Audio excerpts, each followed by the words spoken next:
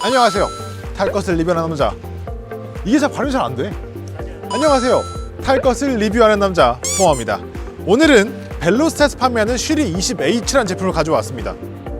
제가 이걸 가져온 게 가을에 가져왔는데 지금 12월에 얘기를 하고 있습니다. 제가 이 제품을 얘기하는데 시간이 오래 걸린 이유가 좀 고민을 좀 많이 했어요. 이 제품이 지금 109만 원이거든요. 109만 원에 20인치 미니벨로예요. 굉장히 흔한 스펙이고 굉장히 흔한 형태를 가지고 있기 때문에 대부분의 저희 채널 유저분들이 보시면 저거 그냥 모토 땡땡 퀄 땡땡 그거랑 똑같은 거 아니야?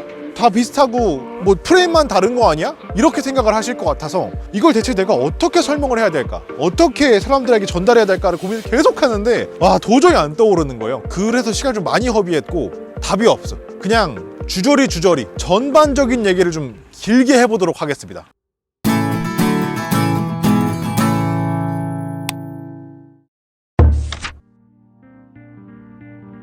중요한 건 일단 첫 번째는 기본이에요. 기본. 이 제품 같은 경우에는 이 제품에 어떤 부품이 어떻게 들어가는지가 스펙표에 다 나와 있어요. 프론트 허브가 휠셋이 얘는 노바텍 JY7553이 사용됐어요.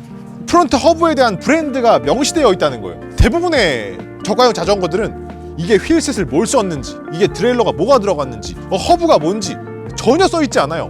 그리고 실제로 까봐도 몰라. 표시가 안 되거든. 뭔지 모르거든. 얘는 지금 이 프론트 허브에 노바텍 JY7553 사용되었고 브레이크도 이 V 브레이크 들어갔거든요. 대부분 다 엄청 싼 거겠구나 하겠는데 알리비오 V 브레이크 들어가 있습니다. 이게 시마노 브레이크 등급 중에서는 낮은 등급은 아니에요. 일반적으로 사용하는 것 중에 그래도 조금 괜찮은 등급의 브레이크가 사용이 된 거고 실제로 타보시면 제동력이 상당히 좋습니다.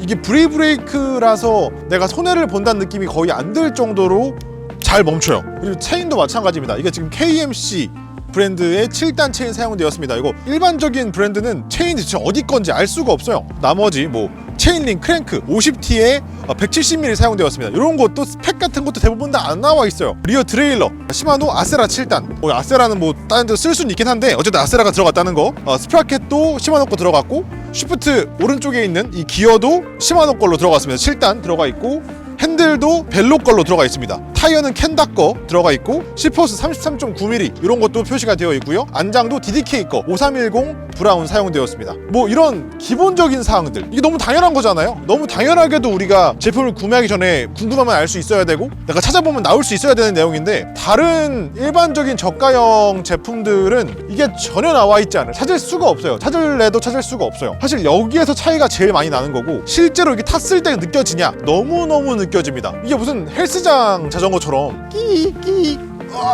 이렇게 가는 거는 자전거가 아니에요. 그거는 그냥 리어카 같은 거라고 봐야 되는 거죠. 자전거라는 건 어쨌든 내가 발을 굴렀을 때 인력을 효율적으로 이 바퀴의 동력으로 바꿔줄 수 있어야 되는 거잖아요. 그 역할을 하려면 기본적으로 이게 자전거다운 세팅이 되어 있어야 돼요. 이거 지금 기어 세팅이랑 브레이크 세팅 해놓은 건데 정말 잡음이 거의 없이 세팅이 됩니다. 이것도 너무 당연한 건데 보통은 이렇게 안 돼요. 보통은 어떻게 아무리 세팅을 잘해도 체인에서 드드드득 소리가 나기도 하고 아니면 내가 돌렸을 때 느낌상 뭔가 걸리는 느낌이 들기도 하고 브레이크 잡을 때 아무리 세팅을 해도 꺼 이런 소리가 나기도 하고 기본적인 잡음이 굉장히 많이 발생이 되는 경우가 많은데 그런 잡음이 거의 없이 세팅이 됩니다. 이게 너무 당연한 건데 제가 자꾸 이걸 왜 설명해야 되는지 모르겠는데 저가의 자전거들은 그게 안 돼요.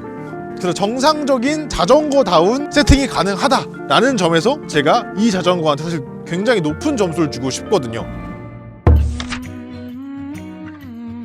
외관 같은 경우에는 계속 말씀드리는데 되게 일반적인 형태의 20인치 미니벨로예요. 그래서 많은 분들이 그 일반적인 제품들과 구분할 수가 없는데 사실 이 형태가 지금 보시면 아시겠지만 전반적으로 되게 두꺼운 형태로 이루어져 있어요. 바디 자체가 두껍게 쭉 연결된 한 몸으로 연결된 바디를 가지고 있어서 실제로 얘가 탔을 때 밸런스가 나쁘지 않습니다. 신체 스펙에 대한 밸런스가 나쁘지 않아요. 그리고 기본적으로 핸들바 높이 조절도 가능하고 슈알 레버가 있어서 핸들바에 대한 각도 조절도 바로바로 가능하고요. 그리고 여기 뒤에 있는 안장 높이 조절이 상당히 많은 폭으로 가능합니다. 낮게 내렸을 때 한 요 정도까지는 사용을 할 수 있을 정도로 낮게 내려가거든요. 이게 지금 얼마나 낮냐면 제가 168이에요. 168 요렇게 굉장히 낮게 세팅이 가능하고 이거 바로 올려보면 요렇게 될 정도로 낮아요. 요렇게 좀 키가 작은 여성분들도 탈 수 있을 정도로 세팅이 낮게 가능하다. 그리고 한 요 정도까지는 튼튼하게 고정이 됩니다. 근데 이게 얼마나 높냐면 난 탈 수가 없지. 이런 안장에다 높이 조절은 상당히 많이 되는 편이고, 핸들은 여기까지가 최대입니다. 근데 일반적인 사람이라면 한 요 정도까지 가능해요. 그러니까 일반적인 생활형 자전거 포지션이라고 보시면 돼요. 좀 편하게 라이트하게 이용을 할 수 있는 그런 포지션의 디자인이라고 보시면 됩니다. 그리고 이게 핸들바 거리가 살짝 멀게 느껴질 수도 있어요. 제가 지금 성인 남성 168 정도의 성인 남성이라고 봤을 때는 나름 적당한 안장 높이에 따라서 조금 간격이 멀 수도 있다라는 건 참고해 주시면 될 것 같아요. 그렇다고 아주 넓은 편은, 아주 먼 편은 아닙니다. 그리고 이 가운데가 폴딩되는 방식이에요. 이건 제가 말씀드렸죠. 이건 장단점이 있어요. 배터리를 남들이 훔쳐가기 쉽지 않다는 장점이 있는 대신에 내가 배터리를 뺄 때 좀 귀찮다는 단점이 있죠. 그리고 그 대신 여기엔 요건이 있습니다. 충전구가 이쪽에 따로 마련이 돼 있어요. 그래서 여기에서 이 메인 전원을 이용해서 전원을 차단할 수도 있고, 여기에서 바로 충전을 할 수도 있습니다. 그리고 여기에서 USB 단자도 있어서 핸드폰 충전도 가능한데, 항상 말씀드렸지만 사실 이거는 저는 추천은 안 드려요. 사용 안 하시는 게 좋아요. 여기까지가 디자인에서 말씀드렸습니다. 이제 기본 외장 옵션, 요 같은 경우에는 앞뒤 머드 커버 플라스틱이에요. 그리고 뒤에 있는 리어 캐리어, 그리고 후미등하고 전조등까지는 기본 옵션입니다. 그냥 달려 있어요. 그리고 후미등도 전원 키면 동작이 됩니다. 기본적으로 달려 있을 거는 다 달려 있어요. 109만 원이라는 가격에서 봤을 때 이런 추가적인 옵션 없이 기본적인 라이딩은 가능한 정도의 세팅이 되어 있다라는 거에서 옵션 상태는 나쁘지 않다라고 말씀을 드릴 수 있을 것 같습니다.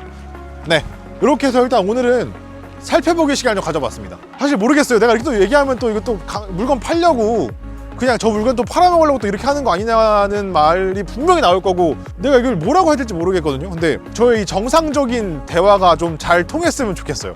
다음에 다시 인사드리도록 하겠습니다. 감사합니다. 항상 좋아요, 구독하기 한 번씩만 부탁드리겠습니다. 안녕!